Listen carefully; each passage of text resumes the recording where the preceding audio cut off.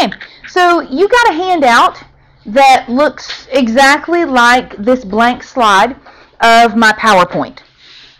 You got a 2-week packet that we're going to work through, but this basically just gives you an outline that's like a guide that you can follow. If there's a time that you're not here or that you need to go back over and review something, there are a couple of resources that will be helpful for you. Now, I've mentioned to you we're going to go to the computer lab and spend a whole day working through the components of our class website, but I just wanted to show you the very basics of those in case you need it between now and then. So the easiest way to find our class website is literally to just go to Google and type in my name. It's probably going to be the first thing that pops up. Once you find it one time, then you could bookmark it and come back to it. So there's our class website right there. It's just jackiewetmore.wikispaces.com. You can see it right up here. Okay, so what you would want to do, you'll notice over here in the right-hand column, there's a pre-calculus page. There's all kinds of fun stuff there. But we are interested in the pre-cal calendar today. So if I click on the pre-cal calendar, you can see that it has laid out for you all of the information that you're going to need. It tells you what we're covering each day, when you have tests and quizzes, when we're going to be in the computer lab, that type of thing. So it's basically an overview for you. But I could come to today and I could click on that blue bar because we're doing P.1a today. If I click on that blue bar, my only two choices are more details and copy to my calendar. Copy to my calendar isn't really going to help me a whole lot. I'll try that more details thing. So when I choose that, you'll see right here, Student P.1a, attachment. So if I click that, it'll give me the class notes from today, but they're filled in. So if you want to print them ahead of time and bring them with you, instead of taking notes in class, you're welcome to do that. If you're ever absent, here's a fast, easy way that you can get the class notes. The homework assignment is going to be on the bottom of it so that you can get it that way and get caught up. I was one of those students that I could either listen in class and understand, or I could take notes and then go home and try and teach it to myself, but I couldn't do both at the same time. So I upload the filled in notes for you so that you can print them out and bring them and just be able to concentrate on what we're saying in class if you need to, and also as a way for you to be able to catch up anytime that you need to. So just for review, what we did was we went to the course website, which was jackiewetmore.wikispaces.com. And then we chose pre-cal calendar. When we did that, we chose today, which was P.1a. And we chose more details. And we clicked on the attachment, which was P.1a. And we found the filled in notes there. Now, by the end of the day, I will upload this recording. It takes it a little while to upload, but once it uploads, it goes to YouTube, to our YouTube channel. And then at that point, if you clicked on P.1a, there would also be an additional description that would be a link to YouTube. So if you click on that, then it's going to take you to my YouTube channel. And then you would be able to replay the video, and it will show you everything that was on my screen, and you'll hear the narration going along with it. So you can always review back over a lesson or catch a lesson that you were absent for. Probably the easiest way to find this is you can go by the date added, so it'll be like on the top of the list when I add something new, or you can come over here to playlists because I set the playlists up as the chapter. So you would look for like pre-cal, you'd look for pre-calculus, prerequisite chapter, or chapter P, something like that. Okay, so let's look at page 2 now that we know how to get to those notes or those videos anytime that we need them. On page 2, they start us off with, again, this is prerequisite information, so it's all stuff you're very comfortable with. So they give us some bold print terms on page 2. They remind us that this is the rectangular coordinate system, also known as the Cartesian plane. It was named after René Descartes, the French mathematician that kind of put it all together. Horizontal x-axis, vertical y-axis, intersecting at the 0 part called the origin. divides this into 4 equal pieces we call quadrants. We number them counterclockwise with Roman numerals 1, 2, 3, and 4.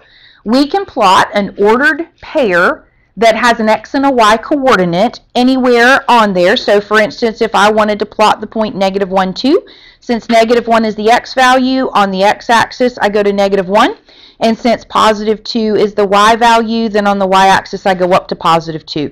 So over to -1, up to +2, and I plot that point. You'll notice that that makes a rectangle. That's why it's called the rectangular coordinate system.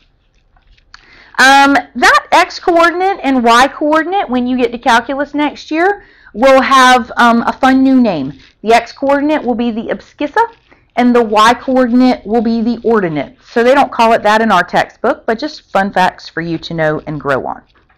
All right, look over at page 3, example 2. On page 3, example 2, they tell us the triangle in this figure has vertices at these 3 points. Shift the triangle 3 units to the right and 2 units up and see what the new vertices would be. Let's just pick one of them. Pick -1, 2, and let's shift that. They told me to go 3 units to the right and 2 units up and see what that new vertex would be. Okay, so if we moved that one vertex, we would get 2, 4. But I'm just curious to see, did you graph it to get the vertex, or did you algebraically get the vertex?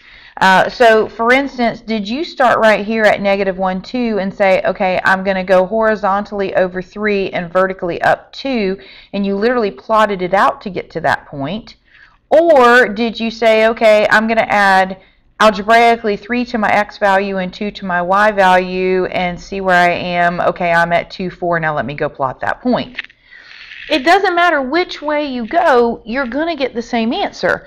But the great thing is we all have different learning styles, and we approach this a different way. And so our textbook talks about the fact that you can go either way with that, and either one of those is going to give you that new translated point. So whichever makes more sense to you, go either way, perfectly fine.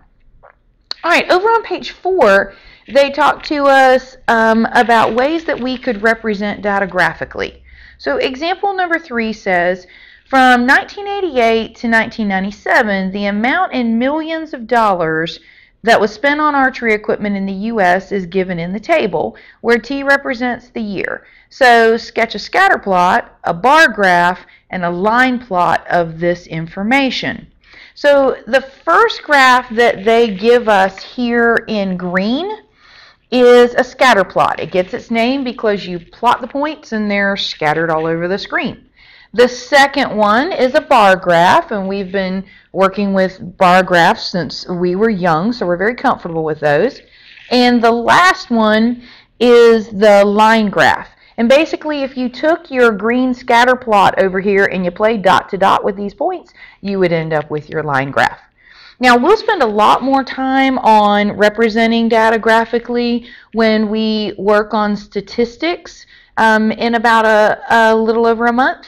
But a couple things that I do want to point out to you about representing your data graphically that's very important. If you'll notice, every single one of these has a title and labels, because the goal is for somebody to be able to look at your graph and instantly know what's going on and not have to go read a paragraph to understand the information. Additionally, each of them has an equal interval scale. So you can see this one's counting by ones, 1988, 89, 90, 91, 92, 93, whereas on our vertical axis we're counting by 50s, 50, 100, 150, 200, 250, 300. So we counted by ones here, we counted by 50s here. They don't have to be the same scale, but you must use a consistent scale. For instance, when we pulled the data off of that table, in 1988 we had 235, in 1989 261, in 1990 265. I could not come over here and my first line be 235 and my next line be 261 and my next line be 265. There would not be an even amount between those intervals. So I can use what I want to as my scale, but I have to use equal intervals. Yeah, equal intervals. Additionally, notice that I skipped down here from my origin to 1988, and I did not have to draw 1,987 little lines in between. What gave me the right to do that is this little squiggle right here. That little squiggle shows that I have skipped values. I must put that in if I skip values. Now, I didn't have one on my vertical axis because I didn't skip anything. I'm counting by 50s, so that was 0 to 50 to 100 to 150. I'm not omitting values over there. All right, look at example number 4. Another way that we can use data to interpret information. In example number 4, they said the population in millions of North Carolina from 1990 to 1997 can be modeled by the equation y is equal to 11/100ths x plus 6 63/100ths, where x is the time in years, with x equals 0 corresponding to 1990. So during which year did the population exceed 7 million? So I'm going to need to create some data from the information that they've given me here. When we're working with data and representing it graphically, we want to be able to use multiple representations of information. So you'll notice in that last example, we went from a table to a graph. This time we're going from an equation to a table, and we also could represent that with a graph. We had a verbal representation of that information as well. So those are the multiple types of ways that we can represent our functions, and we want to be able to move between those different representations easily. So if we built a table of values, let's start by putting in 0, because remember they said that would represent the year 1990. So if I put 0 in the place of x in this equation, this piece is going to drop out and just leave me with 6.63. All right, then let's plug in 1. If I put 1 in, then I'm going to have 11/100ths plus 6 63/100ths. Forget the 6 for a second. We're basically just saying 63 plus 11. What's 63 plus 11? Right, 74. All right, if we have 2, that means we're just adding that 11/100ths one more time. So basically we're saying 74 plus 11. What's that going to be? Right, 85. And if we added 11 again, 96. And we could keep right on going. So we've built our table of values. So with a word problem, we have to be careful to answer the question that was asked, because it says, during which year did the population exceed 7 million? So when did that happen? During which year did the population exceed 7 million? Okay, I heard 1993 and I heard 1994, and I'm with you. When I first read this problem, my answer was 1994, and then I looked at it and it said 1993, and I thought, where are they getting that? Well, be careful with word problems that you answer the question that is asked, because it says during which year did the population exceed 7 million. So that means that by the time I got to 1994, I had already exceeded 7 million. So when did it happen? Yes, during the year 1993. So 1993 is my actual answer there. Now, we want to get to the place that we can do every skill both by hand and on the calculator. The new SAT is going to be part with a calculator and part without. Those of you that are going into AP Calculus, when you get to AP Calculus, the AP exam is half with a calculator and half without. So for that reason, I will teach you every skill by hand and on the calculator, and we'll do them both ways, so your tests for me will be part with a calculator and part without. So if I were going to do this on the calculator, we'll spend a lot of time on our calculator, so I'll show you this in much more detail later on, but some of you are already very comfortable with your calculator, so you would have no trouble going to y equals and putting this equation in. So if we went into y equals and we typed in the equation that they had given us, if instead of graphing it, if we do second graph to go to our table feature, you'll notice that our calculator will build a table identical to the one that we just built by hand. So no reason why we can't do it without a calculator, but you can see the calculator would generate the same thing and enable me to also find that 1993 the same way. All right, last thing that we want to look at today is the idea of distance and midpoint. Now, we'll talk about where the distance formula comes from tomorrow and the proof of it. Today, we want to look at how to utilize it. So here is your distance formula right over here. So if they give me 2 points, I'm going to call this point 1 and this point 2. So this is the x value for point 1 and the y value for point 1. This is the x value for point 2 and the y value for point 2. If by chance you had reversed this, where you called this point 1 and this point 2, you're still going to get the same answer either way. But once I label it, then I can just substitute into my formula. So I could say, okay, x sub 2 was 3 and x sub 1 was negative 2. So 3 minus a negative 2. Y sub 2 was 4 and y sub 1 was 1. So 4 minus 1. All right, so without your calculator, what is 3 minus a negative 2? Yes, 5. And what's 4 minus 1? Good, 3. So 5 squared is 25, and 3 squared is, yes, 9. So if we had the square root of 25 plus 9, square root of 34, perfect. You always want to give your answer in lowest terms. We don't want to give something that can be simplified down further, but that radical will not simplify further. We do not want to give a decimal approximation unless we're told to. Always give the exact answer unless you're told otherwise. All right, midpoint. Midpoint's exactly what it sounds like. It is the point that is halfway between the 2 points that were given. It's the middle of them. So if I wanted to find my midpoint, here's my midpoint formula.